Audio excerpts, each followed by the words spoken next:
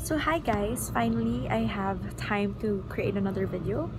So right now, as you can see, I've been busy with a lot of things, especially with the newspaper, with work, and etc.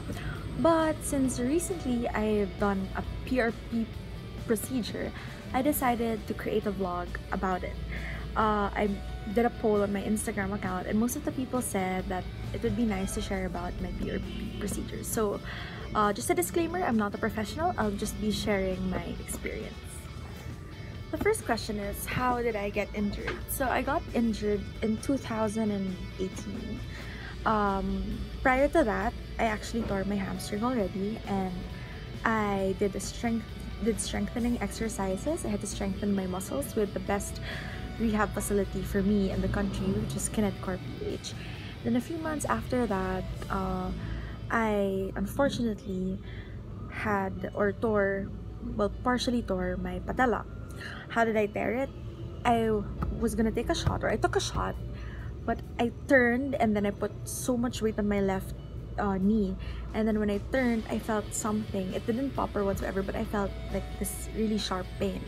But I was still able to walk after, and I was still able to play after, but it was just really hurting. So that's how I got injured. So how did I know that I needed a PRP procedure? So first of all, the left knee, the pain was recurring. I thought that I just strained it, and when I asked my PT and my coach about it, they thought that it was an ITB syndrome, or the side of the thigh. It was tight. So I'd do dry needling, I'd have it released, and etc. The pain would get like it would go away, but it would come back. So I knew something was wrong. So if I got injured January of 2018, second week, I only found out that I really had a partial tear March of 2018, because I visited an ortho and I took an MRI, and that's when he saw that I actually had a partial tear in my patella. So basically, it's not enough to go to a PT or to a strengthening facility. You have to, well, they told me I really had to check an ortho because they can't diagnose me of whatsoever. So yes, I had to see an ortho, and he said that I partially tore my patella. In terms of the procedure, the reason why I had to do a PRP procedure is because they couldn't operate it. The tear wasn't that big. But the thing is, I really needed something to be done, because whenever I play, whenever I put weight on it, step on it, jump or whatsoever, it really hurts. Which is why my PT and my strengthening coach at first thought it was just the ITB, or it was a jumper's knee. But apparently, my patella had a partial tear. So the pain was recurring. Every time I'd play, it would hurt, but it would go away, but it would come back. So I knew something was wrong. So when I told the ortho about it, or when he saw the results, he said that it's too small to be operated, but I needed a PRP injection. Now, what is a PRP? PRP stands for platelet-rich plasma. It's actually used to for hair loss. What else? Yeah, arthritis. What else? Tendon injuries and other injuries. So the thing is, I thought that I actually asked my doctor, because I don't know anything about tendons and ligaments and whatsoever, and bones or anything about that.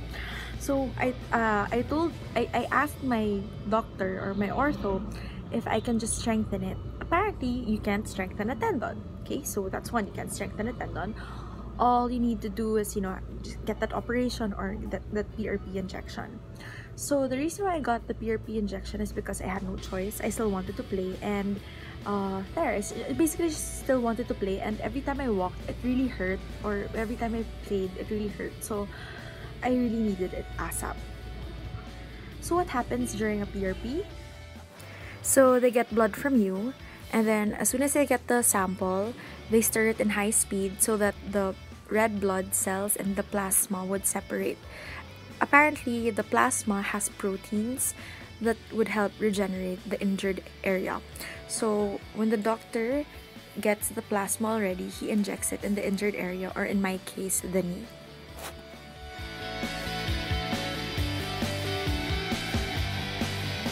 procedure lasts about 30 to 1 hour. You don't have to take a leave the whole day, or you don't need to take a half day leave.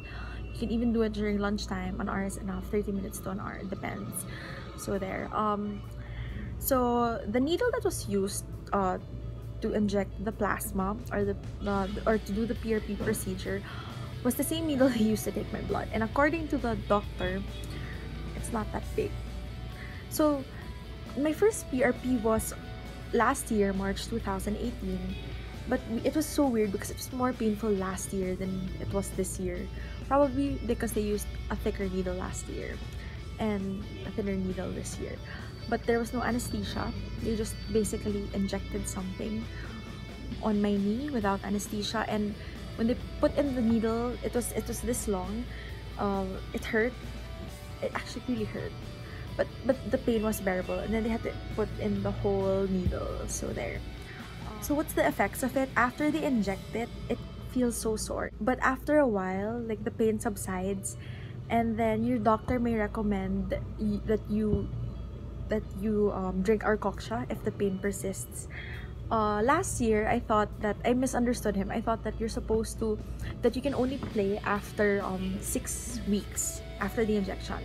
But apparently you can play after 2 days, as long as it's not sore anymore. And he reminded me to wear that patella band, but patella wrap whatsoever. It's really important. Actually, I think that's my mistake. I didn't really use it last year whenever I played because I found it uncomfortable, but he kept telling me, it would really help a lot if I use a patella band. There. So the cost is, okay, so fortunately, like, it was covered with my benefit, with my health coverage, whatever, for the company. But according to my friend who did it and who paid for her own procedure, it's about 30 to 50,000. The kit is already 10,000, but it depends on where you're gonna do it. I think it's really effective, but I was reading articles and apparently it's not effective for everyone, but for me it was really effective. And as soon as I did it, like, whenever I'd step, whenever I'd run, I don't feel much pain anymore. Like, for example, if my pain before was at around 9 to 10, there's still a bit of pain, but it's about 2 out of 10. I don't think it's 100%. I don't think it's gonna go away 100%. You'll still feel a bit of pain, but you'll be able to perform better.